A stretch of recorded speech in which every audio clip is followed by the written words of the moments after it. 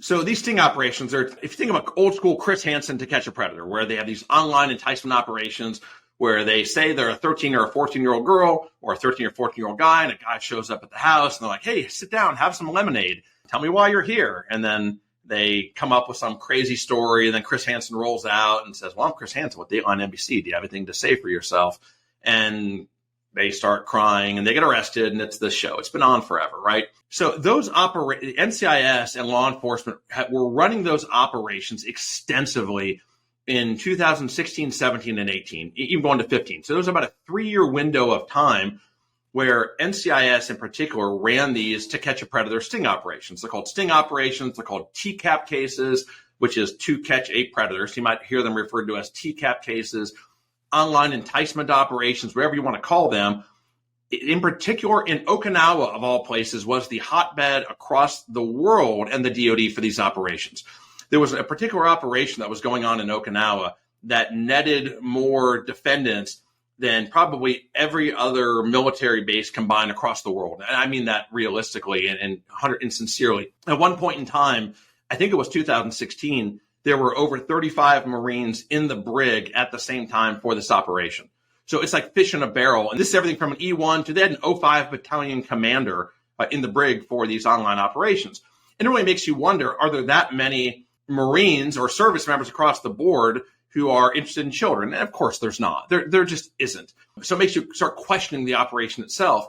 I fought these operations with everything that I had because I thought they were total garbage. And when I started looking at the operation, they weren't actually out there trying to find adults seeking minors online. I don't have an issue with that. I think anyone who watches this probably doesn't have an issue where if you've got someone that's actually interested in looking for a minor to have sex with online and you want to catch them before that happens, run the operation, run it to ground, and just do it properly within the confines of the law. But I started looking at this in more depth saying, well, how the hell do we have 35 Marines at one point in time, plus Army, plus Navy, plus Air Force that typically don't go in the brig, where the Marines typically go in the brig for pretrial confinement. And you look at these operations and they are so poorly run. They are just bait and switch, and they are total entrapment. I mean, absolute and unequivocal entrapment for the most part.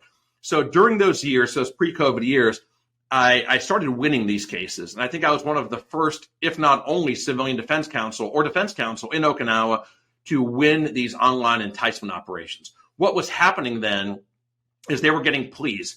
As soon as you get caught, you go to jail and pretrial confinement. You'd speak to your military lawyer, and they would give you a 2 to 3 year deal where you would plead guilty, you go to jail for 2 to 3 years, become a registered sex offender, and get kicked out with a dishonorable discharge. That was the going rate at the time, and everyone did.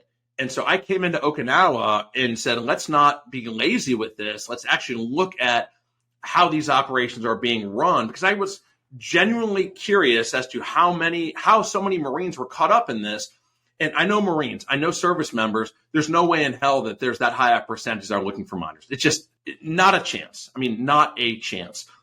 And so once we dissected this, we took the first case to trial and we had a full acquittal. It was not the first one. And so you can still find this online. I was gloating and really happy. And I remember it was about 12:30 at night. I grabbed my iPhone and I made a Facebook Live post and just talking about how jacked up these operations were and how problematic, how they were just screwing over service members, nothing more, nothing less. Well, that particular video had over 100,000 views in 30 hours. I mean, I've never had, it had 100,000, I think it went to like 120,000 views, all organic. I was not pumping money into these. It's just, I posted on Facebook Live. I went home, had a beer, went to sleep. I woke up and there were like 60,000 views. And then by the end of the day, there was 100,000. And I remember the staff judge advocate, the SJ 06, told me to take the video down. I was like, well, no, how about you stop the operation? I'll take the video down. I'll make you a deal. And he didn't.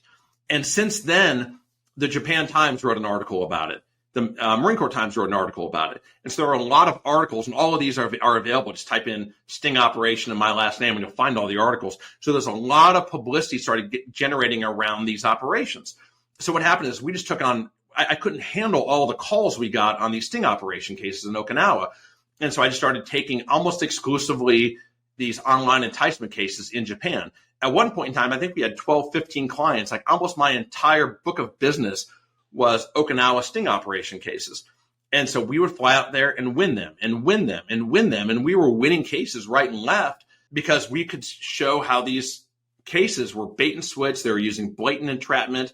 I mean, they were intentionally manipulating evidence. There was so much going on wrong with these cases. It was mind blowing. And so I ended up taking almost 30 of these cases.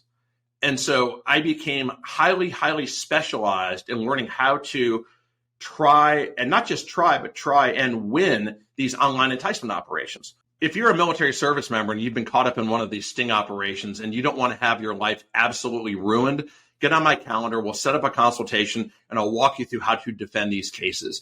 You can reach me at 813-669-3500 or reach out to us on our website at www.bileckilawgroup.com.